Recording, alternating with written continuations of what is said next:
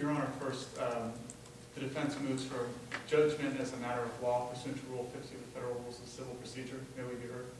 You don't need to be heard. Your motion is granted. For academic purposes, you may be heard. Thank you very much, Your Honor. Your Honor, in this case, there are 4 issues here. The first being whether Lynn was abused by Terry Toledo. The second being whether that abuse led Lynn to take her life.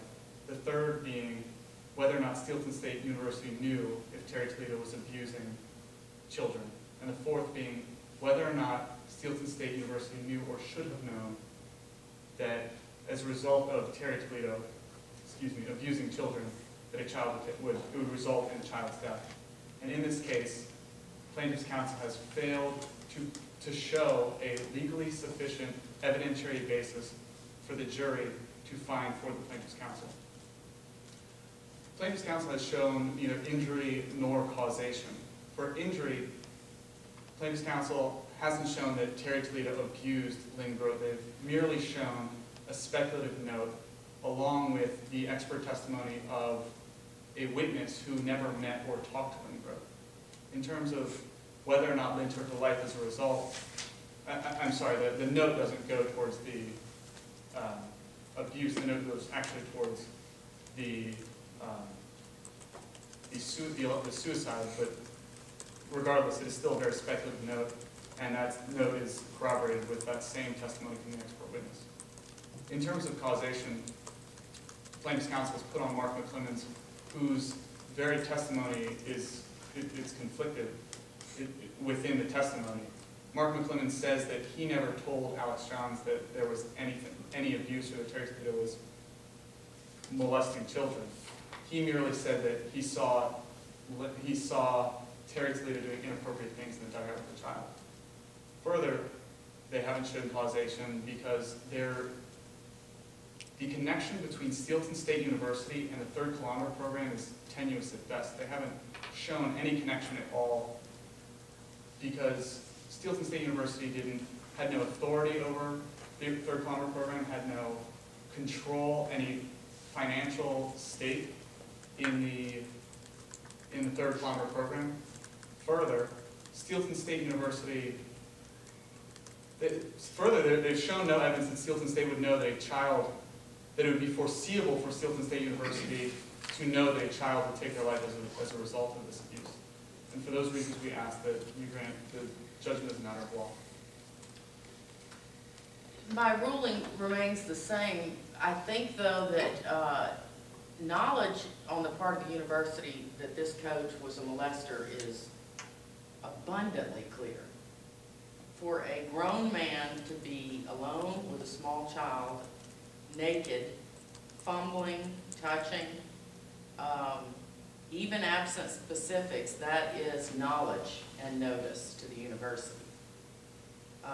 The insufficiency of the evidence in the other arenas is what is the basis for my granting the motion. And I want you to be heard, but I want you to know on which basis I'm making it, my ruling, that is. The fact that an expert testifies doesn't alone provide sufficient evidence, because experts, like any other witnesses, have to be credible.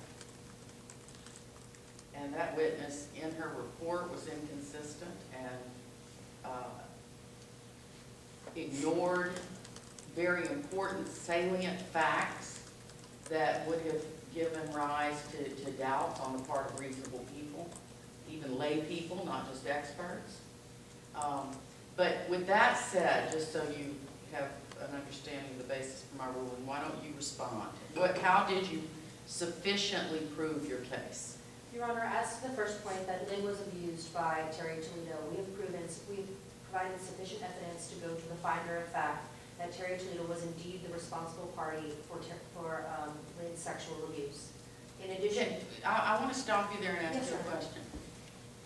How old was this little girl when she was abused by Terry Toledo? She was 10 years old, Your Honor. Okay, that never came out. When did the brother go away to Afghanistan in relation to the abuse? by the alleged coach. That's not established in the record, Your Honor, but she was approximately 13 or 14 years old, I believe. When did that? When Jen left, or 9 and a half. Is there any way to establish in the record that you were provided any chronology that would give anyone a basis of understanding? There's a plethora of information out there that lacks specificity to prove sufficiently to me what your case is. If you had given me some chronology, visually would have been preferred, of the mother leaving, the response that the child had when the mother left, the tenure of the big brother relationship with the coach, the response that the child had, and you're stuck because the coach, the expert, and I put quotes around it because the expert is a problem.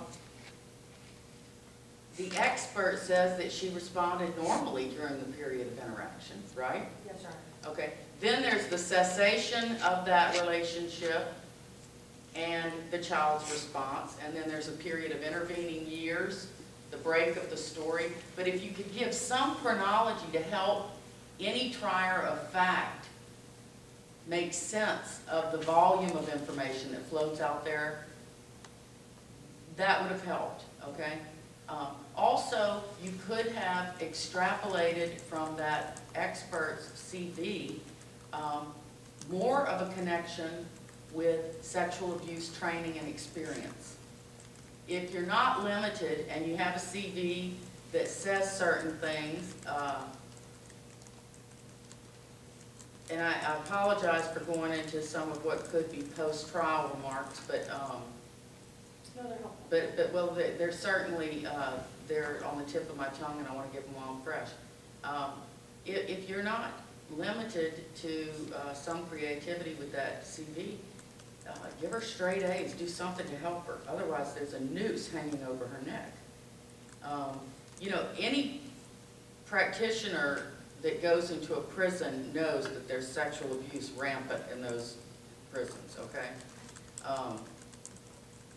So, dysfunction, sexual abuse, various, you know, things that are going on in the prison, but you could extract that from that witness's testimony to give the witness something to ground her expertise in.